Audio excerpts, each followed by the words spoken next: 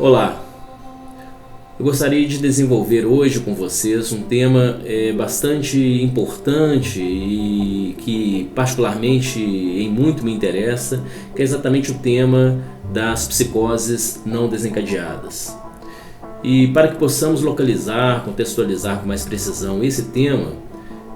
vale ressaltar como uma primeira observação que a psiquiatria clássica e inclusive a psiquiatria também na atualidade, a chamada psiquiatria biológica, elas sempre tendem a associar a psicose ao surto. Ou seja, o mais comum é que nós sejamos levados a pensar, a partir destes cenários, na psicose, naquilo que ela tem de sua face mais manifestamente psicopatológica, ou seja, uma psicose em que, de fato, o quadro ele é repleto de fenômenos, repleto de situações,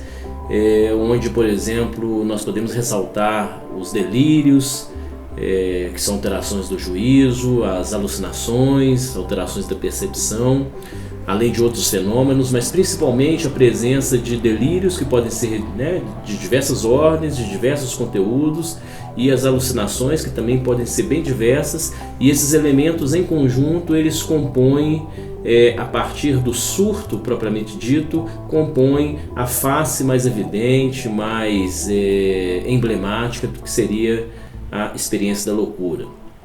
Como eu disse, essa face ela é bem diversa, Eu estou aqui salientando a presença de alucinações e delírios, alterações do pensamento também, por exemplo, como elementos que são muito expressivos, são muito presentes nesta face mais estampada, mais declarada do que viria a ser a psicose. Podemos ter, por exemplo, com relação aos delírios persecutórios, delírios erotômanos, delírios de grandeza, delírios místicos. Com relação às alucinações, podemos ter também uma grande variedade, como por exemplo as alucinações olfativas, as alucinações senestésicas, que é quando os pacientes nos falam de manipulações, de intromissões em seus corpos, alucinações auditivas das mais diversas ordens. Podemos ter, por exemplo, pacientes que escutam estampidos, estalos, palavras, frases bem estruturadas, inclusive pacientes que escutam frases que são imperativas, que são frases que os conduzem, de certo modo, a algumas ações, frases que fazem uma pressão para que algo seja feito. Então, estes elementos que eu estou rapidamente ressaltando, eles compõem geralmente a face mais emblemática do que viria a ser a psicose. Agora, é importante, e cada vez mais eu acho que nós temos uma sensibilidade clínica para perceber isso e levar em consideração a importância disso. Vale considerar que nós temos também uma face da psicose que é uma face muito mais sutil. Não é essa grande face, carnavalesca, cheia de fenômenos, cheia de elementos psicopatológicos. E é exatamente nessa face mais sutil, mais discreta, que se encontram as psicoses não desencadeadas. Então, nesse sentido, é importante que nós consideremos, no que tange a psicose, exatamente estas manifestações que são mais grandiosas, mais espetaculares no que diz respeito a diversos fenômenos, a presença de diversas situações clínicas psicopatológicas que foram tratadas, abordadas pela psiquiatria e pela psicopatologia sob várias designações, sob várias classificações possíveis quanto à ordem dos fenômenos, mas também temos que considerar aquelas situações em que estamos diante de uma psicose, mas não necessariamente uma situação em que o que é estampado é essa face do ponto de vista do fenômeno, da apresentação, dos traços, dos sinais psicopatológicos, uma face mais exuberante. Aí temos, como eu disse, algo bem mais sutil, bem mais discreto. As psicoses, portanto, não desencadeadas. E quando nós falamos em psicoses não desencadeadas, é importante que nós consideremos pelo menos duas perspectivas. São aquelas psicoses, o que é possível de ter aí nesse território, Aquelas psicoses em que houve um surto, houve um desencadeamento, mas que o sujeito, o paciente, ele conseguiu encontrar formas de remendo, formas de amarração, formas de equilíbrio daquela experiência avassaladora, usualmente, que é a experiência do surto. Então temos ali diante de nós a presença de um trabalho que conduziu, e isso depende de cada caso, mas que conduziu o paciente a uma forma do que nós chamamos de estabilização. Mas também no território das psicoses sutis, das psicoses não desencadeadas, nós temos também, é aí que tem, eu acho que tem um grande interesse clínico para nós todos, nós temos também aquelas psicoses em que o paciente ele tem algo ao alcance dele, uma amarração, ele tem arranjos, ele tem possibilidades que fazem com que o surto seja adiado, o surto seja contornado. Essa experiência do desabamento que vem a ser o surto acabe sendo uma experiência que ele não vai diretamente ao encontro dela. Aí sim nós temos propriamente as psicoses não desencadeadas. Por quê? Porque o paciente ele tem recursos, ele tem elementos que fazem com que o surto não se apresente tão prontamente, não se apresente com toda a característica usual que um surto, que faz com que a ordem do mundo, o sentido, isso tudo passe por uma grande torção no surto. Nas psicoses não desencadeadas, então nós temos aí diante de nós situações em que os pacientes contornam o encontro com o surto. Eu usei aqui termos como equilíbrio, que eu não gosto tanto, eu prefiro, acho que a clínica, sobretudo lacaniana, nos conduz a pensar muito mais em amarração, em enodamentos, mas que são ações, são elementos, são construções que estão ao alcance do paciente, no caso das psicoses não desencadeadas. E para que nós possamos entender isso melhor, nós podemos pensar que a psicose qual é a situação do sujeito psicótico? Ele está exatamente em cima de uma cadeira, usual, uma cadeira com 4 pés, mas que num dado momento o 4º pé falta. Então uma cadeira de 4 pés que acaba sendo apoiada sobre 3 pés. É possível que uma cadeira de 4 pés ela fique equilibrada, ela não caia, ela não venha ao chão na falta de um 4º pé, portanto é possível que ela se sustente em 3 pés? Sim, é possível, nós podemos encontrar situações dessa ordem. Eu estou aqui recorrendo a uma situação de fato física para que a gente possa entender a ideia de amarração, a ideia de sustentação, que tem uma certa precariedade, mas ao mesmo tempo a sua possibilidade. Então é por aí que nós podemos pensar o tipo de arranjo que está em curso na chamada psicose não desencadeada. Estas psicoses, de certa forma, já são bem conhecidas, ou seja, a possibilidade da psicose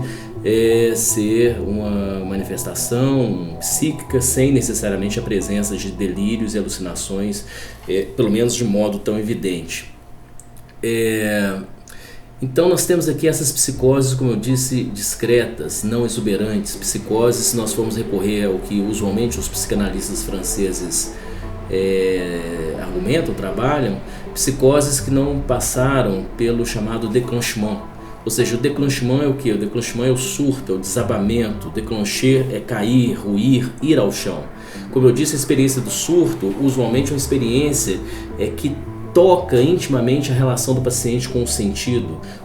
dele próprio, o sentido do outro, o sentido do mundo, o sentido do laço social. Então, o campo da significação durante um surto, usualmente ele é transmutado, ele passa por torções, ele passa por grandes manifestações e transformações que não deixam o paciente inerte em relação a isso. Então, a psicose não desencadeada, como eu estava dizendo, é exatamente são aquelas psicoses em que o sujeito tem possibilidades de evitar o déclenchement. E como que normalmente isso é feito? Eu tenho que salientar que essa questão é absolutamente singular, depende muito do caso a caso. Cada sujeito tem seus elementos, tem seus materiais, tem suas grandes ou pequenas possibilidades para evitar, portanto, contornar o déclenchement. Mas, usualmente, o que nós verificamos, sem perder esse tom, esse tempero da singularidade, verificamos, por exemplo, que pela perspectiva da obra, a obra no sentido mais amplo, a obra artística, a obra também feita com o corpo, a obra feita com as palavras, a obra feita com os mais diversos materiais, então essa poiesis que vem a ser a obra, usualmente comporta possibilidades de evitação ou de estabilização após o surto, evitação do déclenchement ou de reconstrução de algo que ruiu após o surto. A perspectiva também das identificações, o paciente que se mostra como se, então com o fazer-se homem, fazer-se mulher, fazer-se pai, fazer-se mãe, pacientes que encontram uma ancoragem, portanto, nesse território que nós chamamos do território imaginário, sobretudo o território das identificações, algo aí ganha corpo, algo aí se encorpa e, portanto, também é possível que encontramos pacientes que, pela sua maneira de se apresentar, por quem eles são em relação ao outro, por aquilo que seria algo, relacionado à identidade, eles encontram então aí uma certa amarração que torna, em alguns casos, possível o adiamento do surto. E também, como eu disse antes, um uso muito peculiar, muito específico, muito curioso e às vezes muito criativo das palavras, dos fonemas, das frases, da língua, a construção poética, o fazer peculiar, a construção peculiar com as palavras, passa por aí também uma possibilidade com o tom, do ingrediente da singularidade, ou seja, do caso a caso, mas passa por aí também a possibilidade daquele banquinho, daquela cadeira de 4 pés, onde falta o 4º pé e, portanto, ela tem que se equilibrar em 3, passa aí também a possibilidade desse equilíbrio, desse arranjo que evitaria a ruína, a queda da cadeira. E as psicoses não desencadeadas, elas são interessantíssimas. Por quê? Porque elas nos levam de fato a verificar como que a loucura, porque a psicose não desencadeada não deixa de ser uma relação do sujeito com a loucura, como que a loucura, ela não necessariamente ela é sinônimo, ela há de ser sinônimo de déficit, de alguma coisa desagregada, translocada o tempo todo. A psicose desencadeada, ela está entre nós, está na fábrica, está na universidade, está na militância, está na política, está nas artes, está entre as famílias, está nas mais diversas profissões, está nas ruas, está na ciência. Então nós temos aí, ao que tudo indica, psicóticos que estão encontrando situações interessantes, criativas, para evitarem algo que os tiraria dessa rota, em que, de algum modo, o laço social se torna um tanto quanto possível. E nesse sentido é que as psicoses, portanto, não desencadeadas são muito importantes para a clínica psicanalítica, porque por meio delas é que nós podemos ver a cada situação como que é possível que esses arranjos que eu mencionei anteriormente sejam feitos, que tipo de construção, que tipo de poieses é possível de ser feita na clínica da psicose, porque muitas das soluções que esses psicóticos encontram, elas podem ser soluções inspiradoras, orientadoras para o tratamento das psicoses especificamente desencadeadas. E também a construção que esses pacientes nos mostram são também construções muito orientadoras, inclusive para a clínica das neuroses, onde a questão das psicoses não se coloca, mas no sentido de que nós podemos ver o que é possível de ser feito com o corpo, com a obra, com a sexualidade, com as palavras, com o próprio sentido, e isto nos mostra novos horizontes para que possamos pensar a clínica psicanalítica, independente de sermos ou não, estarmos ou não lidando diretamente com a psicose. Então, nesse sentido, as psicoses não desencadeadas, elas nos mostram um importante repertório de produção, de trabalho subjetivo, que é algo importante para todos os sujeitos. É isso aí. Até nosso próximo encontro.